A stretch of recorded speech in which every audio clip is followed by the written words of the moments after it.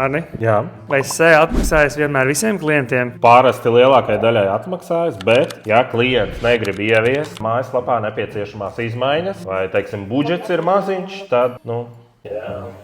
Es vēl pieminēšu, kad neatmaksājas. Ir uzņēmumi, kuriem SEO ir izdevīgs, un ir uzņēmumi, kuriem SEO nav izdevīgs. Piemēram, atnāk tev jauns bizness, kuram nav ne produktu, ne komandas, un, lai dabūtu rezultātu, ir jāiegulda daudz tūkstoši eiro, bet nav nekāds apgrozījums. Tad visdrīzāk šos kaut vai 5 vai pat 10 iztērētos tūkstošus eiro viņš neatpelnīs pusgadu laikā. Tur paies laiks, kamēr tas bizness iegriezīsies un aizies. Tā kā jāskatās ir pēc uzņēmuma tipa, bet ja jūs gribat ieguldīt SEO un jūs nezināt, vai tas atmaksāsies, atnākiet uz e-komercija.lv, pieskieties bezmaksas konsultācijām, sazināsimies, jūs izstāstīsiet, kas jūs esat, ko jūs gribat. Mēs izvērtēsim situāciju un sagatavosim jums piedāvājumu. Pareizi? Jā, pārdevēja kungs. Pareizi, jā, pārdevēja kungs.